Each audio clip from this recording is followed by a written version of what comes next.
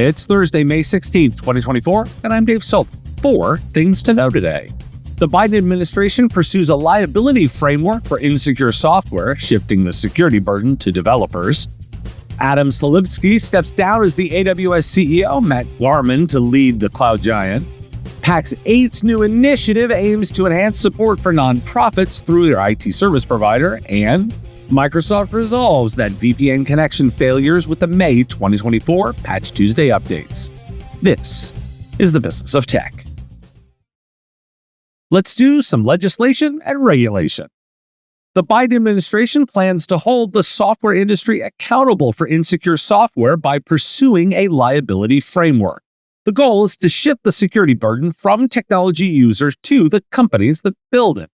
The administration aims to incentivize long-term investment in cybersecurity and resilience rather than open the industry to lawsuits.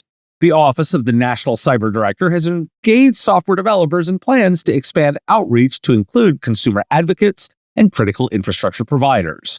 The pursuit of software liability was included in the Cybersecurity Posture Report.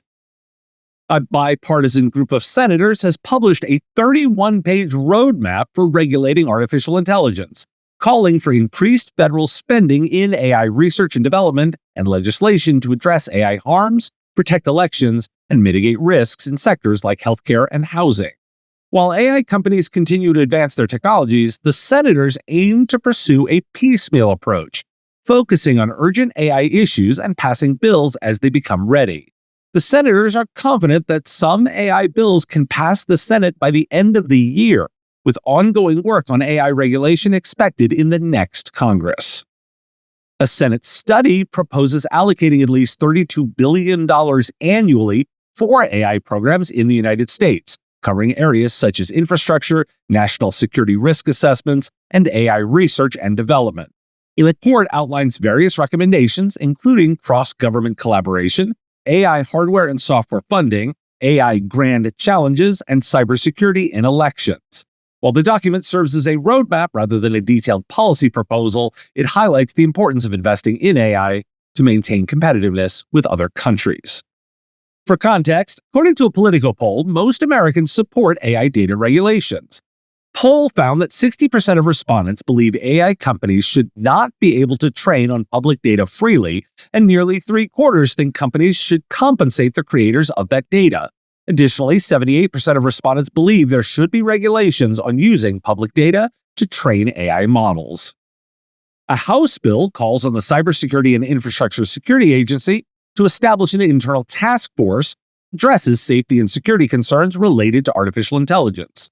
The task force, required to be formed within 1 year of the bill's enactment, will coordinate with federal agencies and provide recommendations for changes to agency security initiatives and programs. The National Institute of Standards and Technology has issued final guidance updates aimed at helping organizations protect and secure controlled, unclassified information. The updates clarify previous guidance and provide assessment procedures and examples.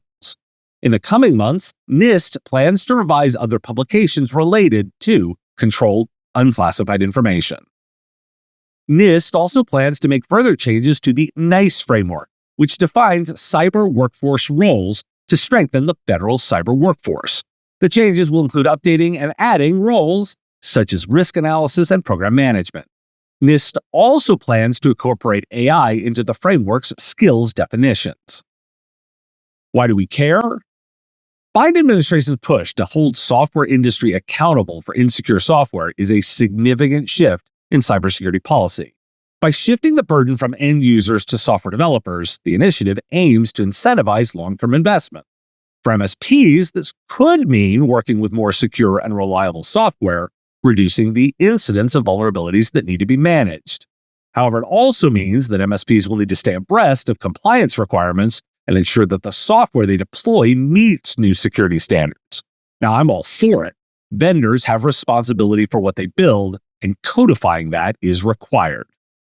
The bipartisan Senate roadmap for regulating AI and proposed $32 billion annual investment highlights the importance of AI in national policy right now. Watch this space.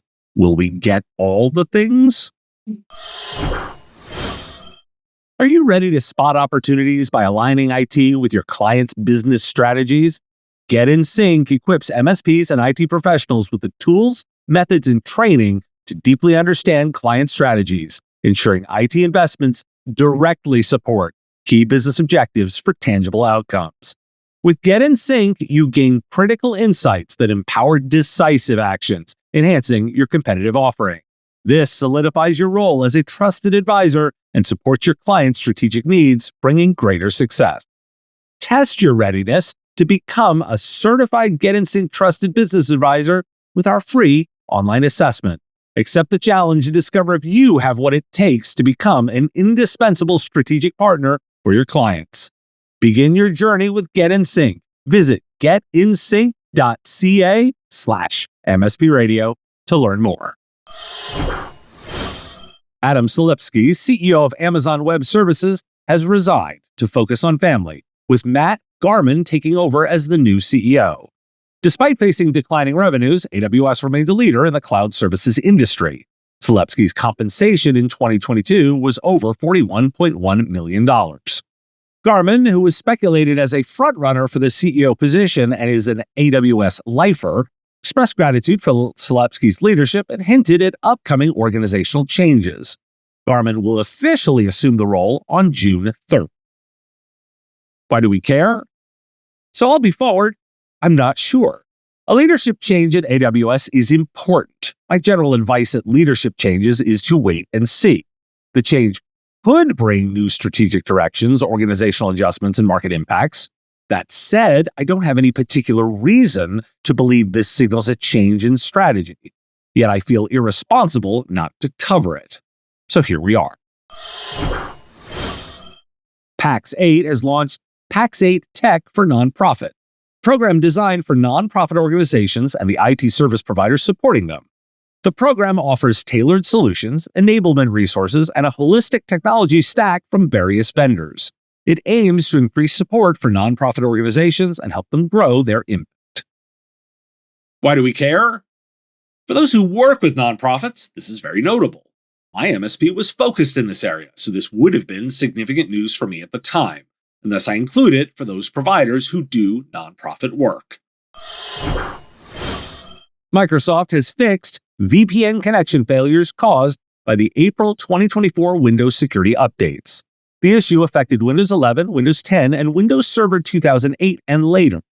Home users can use the Windows Get Help app, while business and enterprise customers can reach out via the Support for Business portal for support. The VPN failures were resolved in the May 2024 Patch Tuesday cumulative updates. Admins can temporarily address the issue by removing the problematic April cumulative updates, which will also remove all those security fixes.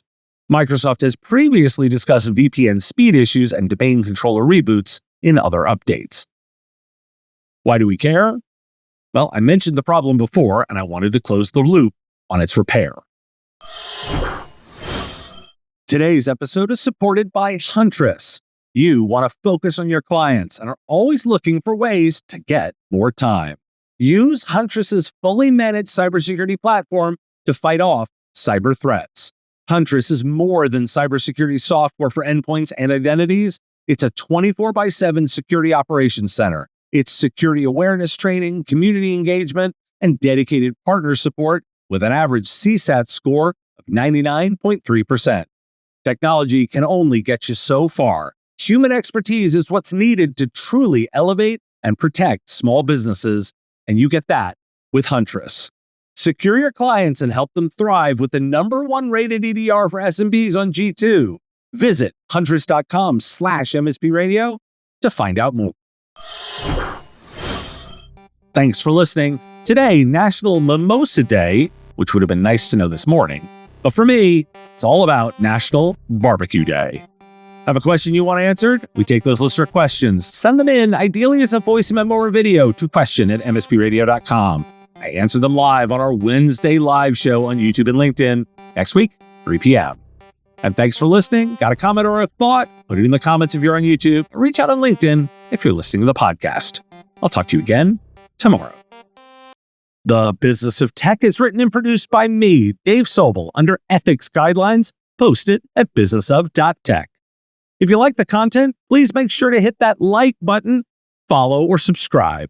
It's free and easy and the best way to support the show and help us grow. You can also check out our Patreon, where you can join the Business of Tech community at patreon.com/MSP Radio, or buy our Why Do We Care merch at businessof.tech. Finally, if you're interested in advertising on the show, visit mspradio.com/engage. Once again, thanks for listening to me, and I will talk to you again on our next episode of the Business of Tech. Part of the MSP Radio Network.